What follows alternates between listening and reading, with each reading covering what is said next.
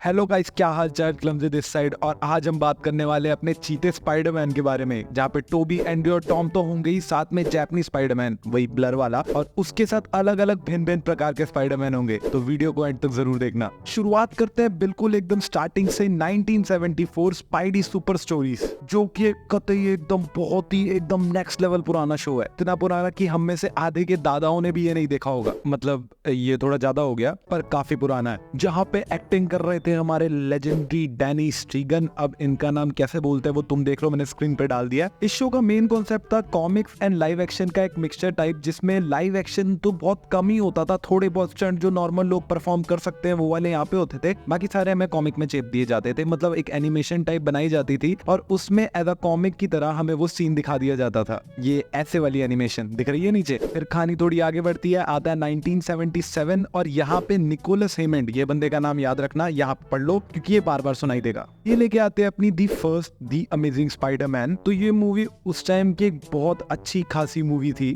और इस मूवी में जाल ऐसे करके निकलते हैं, ऐसे एकदम कतई कांग्रेस का निशान बना के ऐसे करके जाल निकलते हैं। इसमें कौन था वो? भाई जो एंड्रू गारफील्ड वाले अमेजिंग स्पाइडरमैन को गालियां दे रहा था उसकी आंखों के प्लेट्स की वजह से। इसे देखो, मेरे जिंदगी के सारे सुख।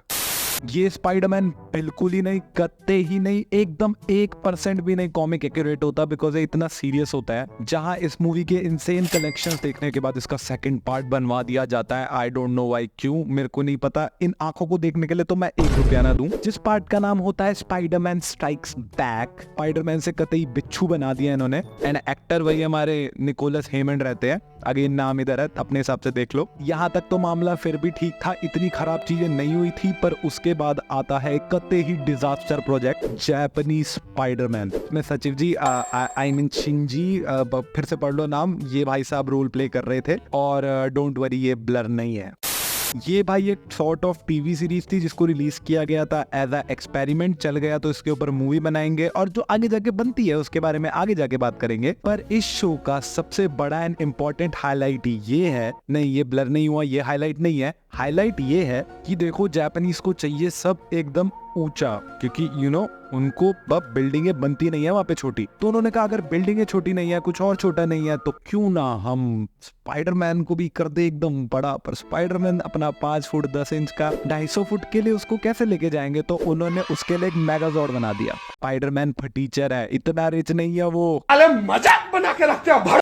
नॉर्मल स्पाइडरमैन जाता है भाड़े की बाइक पे जिसपे वो पिज्जा डिलीवर करता है और बाद में वो भी टूट जाती है। ये वाला स्पाइडरमैन जाता है भाई अपनी पर्सनल बग्गी में। इससे अच्छा ब्लर ही कर देते, इतना खुश नहीं देखना था स्पाइडरमैन को। क्योंकि शो हिट हो गया अगेन ब्लर ना होने की वजह से, और 250 फीट का मेगाजॉर्ड भी दिखा दिया, तो ऑफ कोर्स होना ही था। तो यही सचिन जी, सॉरी शिचिन जी जो भी है, इनको फिर से एक और बार बुलाया जाता है एक प्रॉपर मूवी के लिए, जहां भाई तगड़ी ओपी मेगाजॉर्ड फाइटें फिर होती है। एंड क्या होता है गॉडजिला वर्सेस किंग कॉन्ग, ये है भाई ये। जिसके बाद जो मेरी 2-3% आंखें बची थी वो भी चली गई, क्योंकि स्पाइडरमैन के पास जेट भी है। बिल्कुल फटीचरों का राजा है ये। इतना पैसा तुम नॉर्मल वाले स्पाइडरमैन को देके देख लो जो आजकल हम देखते हैं, भाई लोग देखना बंद कर देंगे, मां कसम। आंखों को इतना डैमेज करने के बाद मैंने कहा अब पूरी तरीके से इनको नष्ट ही कर लिया जाए। तो फिर हमने देखी 1981 की स्पाइडरमैन 3, एंड इस मूवी का नाम था स्पाइडरमैन द ड्रैगन्स चैलेंज। और इस मूवी में चीजें थोड़ी बहुत ठीक लगती है, जहां जापानी स्पाइडरमैन के सामने तो चुम्मेशमरी होती है। एंड उसके अलावा जो इसके दोनों पार्ट इससे पहले आए थे उनसे भी थोड़ी थोड़ी बेटर होती है। बस मूवी में एक ही कमी है भाई, इसकी आंखें नोच लूंगा मैं। के बाद काफी सारे साल बीत जाते हैं, स्पाइडरमैन सोनी का कुछ कुछ हो जाता है एंड स्पाइडरमैन सोनी के पास आ जाता है। एंड फिर आती है हमारी one of the legendary movie, जहां पे हमें एक फटीचर स्पाइडरमैन देखने को मिलता है। टोबी भाई साहब की स्पाइडरमैन 1 स्टोरी एक काइंड ऑफ ओरिजिन स्टोरी है। एंड भाई अभी तक जितने भी प्रोजेक्ट हुए हैं उनसे तो एक नेक्स्ट लेवल लीप थी ये मूवी। जहां इस मूवी की स्टोरी बहुत ही ज्यादा सिंपल एंड बहुत ही ज्यादा प्यारी है। स्पाइडरमैन एके पीटर पार्कर, हमारे पीटर पार्कर को लड़कियां ताड़ते हुए एक मकड़ी काट लेती है। मकड़ी के काटने के बाद इनकी बॉडी बन जाती है, एंड बॉडी बनने के बाद इनमें ईगो आ जाता है। ईगो के चक्कर में अंकल बेन टपक जाते हैं, पर मरने से पहले वो एक बहुत ही इंपॉर्टेंट एंड एक बहुत ही प्रेस्टिजियस बढ़िया लाइन बोल के जाते हैं। Remember, with great power comes great responsibility. तुमने निभाई अपनी रिस्पॉन्सिबिलिटी। चैनल को सब्सक्राइब करके जल्दी करो, जल्दी। Just do it! मूवी में विलन हमारे गॉब्लिन भाई साहब, वही सिरम विरम पी के हरकतें कर देते हैं एंड उसके बाद आखिरी में मारे जाते हैं। पूरी मूवी के बारे में बात करने का मेरा बहुत मन है, बट अगर बताने बैठा तो पूरी वीडियो इसी के बारे में बन जाएगी। फिर आती है स्पाइडरमैन यूनिवर्स की मेरे हिसाब से मेरी favourite one of the iconic Spiderman movie 2004 में स्पाइडरमैन 2, क्योंकि इस वाले स्पाइडरमैन की लाइफ कतई ही झंड है। सारे स्पाइडरमैन की होती है बट इसकी कुछ ज्यादा ही है। तो भाई इन भाई साहब के लगे हुए हैं, इनको नौकरी से कतई जलील करके निकाल दिया, लौंडिया इनकी किसी और के साथ सेट हो गई। एक बचा खुचा दोस्त था, उसे भी लगता है कि उसके बाप का कत्ल इसी ने किया। बचा खुचा एक मेंटोर एक टीचर होता है, आखिर में वो भी 4 वैक्यूम क्लीनर की पाइपें अपनी पीठ पे लगा के इसे मारने निकल लेता है। अस भाई यस कमेंट्स में चाहिए भाई टोबी भाई साहब के लिए। मेरा तो इतना लाइफ खराब हो गया है, इतना लाइफ खराब हो गया है मेरा।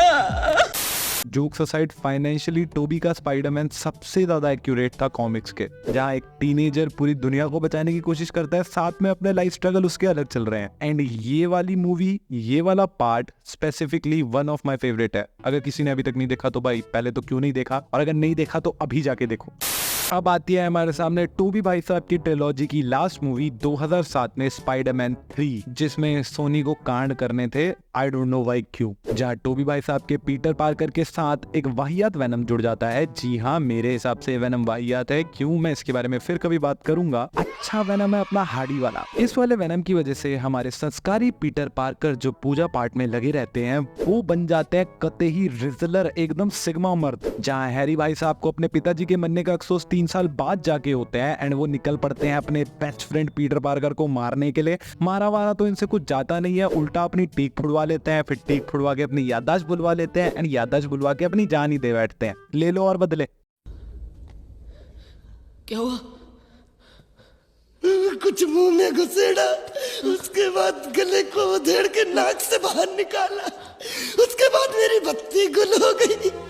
मूवी में पहली बार हो रहा था कि एक की जगह 2 विलन हो, सैडमैन एंड वेनम, दोनों के दोनों विलन्स थे एंड भाई दोनों के दोनों विलन्स अच्छे थे एक पॉइंट तक, बट मेरे को सैंडमैन ज्यादा सेंस बनाता हुआ लगा और मेरे को लग रहा था कि भाई सैंडमैन ही रखते तो बेटर रहता। डायरेक्टर्स को भी यही चाहिए था, इवन काफी सारे फैंस को यही चाहिए था कि एक ही विलन रहे, बट भाई पता नहीं सोनी को दिक्कत क्या है एक विलन से, इनको कम से कम 2 विलन तो चाहिए मूवी में। इस चक्कर में डायरेक्टर चले गए मूवी छोड़ के अलग, बोला नहीं बनाऊंगा स्पाइडरमैन 4, भाई 4 घुसा थे उसमें। तो मूवी में सैंडमैन अपने आप को बहुत अच्छे से जस्टिफाई कर देता है, बट वेनम उतने अच्छे से नहीं कर पाता है। सैंडमैन की प्रेजेंस बहुत ज्यादा सही रहती है और उसके सारे के सारे जितनी भी चीजें होती है वो समझ आ रही होती है। बेटी का रिलेशन, चोरी क्यों करता है, अंकल बहन क्यों मारे, हर चीज सेंस बना रही होती है। वेनम कोई सेंस नहीं, ये सेंसलेस कैरेक्टर है इस मूवी के लिए एटलीस्ट। इस ट्रिलॉजी के बाद डायरेक्टर ने क्विट कर लिया स्पाइडरमैन की ट्रिलॉजी पूरी करके, कहा कि भाई अब और नहीं होगा, बहुत फालतू चलाते हैं, और इनका प्लान था चौथे पार्ट में तो पता नहीं क्या क्या घुसा रहे थे। अब क्योंकि डायरेक्टर ने क्विट कर दिया एंड कहीं ना कहीं ये थोड़ा एक कॉन्फ्लिक्ट के रूप में चेंज हो गया, तो सोनी ने सोचा क्यों ना पैसे बनाने का एक नया तरीका निकाला जाए एंड चलो एक रिबूट मार देते हैं। मुझे क्यों तोड़ा? की वजह से 2012 में, जी हाँ, जब पूरी दुनिया तबाह हो रही थी, उस टाइम पे जाके मिलती है दी अमेजिंग स्पाइडरमैन।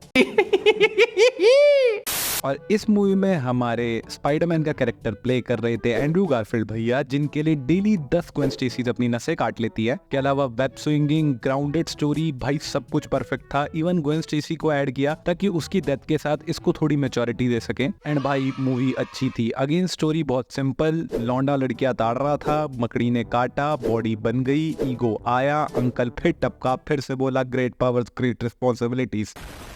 जहां इस बार हमें विलन मिली एक 7 फुट 10 इंच की छिपकली, जो कि एक बहुत सही विलन थी। भाई डॉक्टर कॉनर्स का अपना स्वाद आ रहा था। एंड हाँ, द मोस्ट इंपॉर्टेंट थिंग इस मूवी के बारे में कि इस मूवी में हमारे श्री श्री श्री मिस्टर लेट इरफान खान जी थे।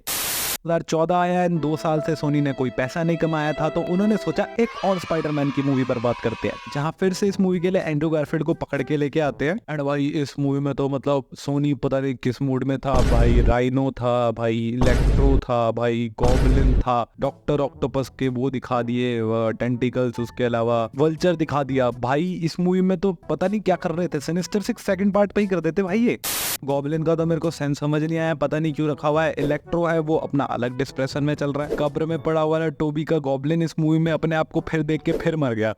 सोनी का प्लान था कि मस्त एकदम 6 सिनिस्टर 6 के साथ इसको भिड़ा देंगे और अंधा $1 बिलियन वाला बॉक्स ऑफिस कलेक्शन कर लेंगे, मतलब मजे आ जाएंगे पूरे। सिनिस्टर 6 से भिड़वाया नहीं, उल्टा 6 सिनिस्टर एकदम कतई इवल मैडम वेब जैसी मूवियां बना के दे दी पिछले कुछ सालों में।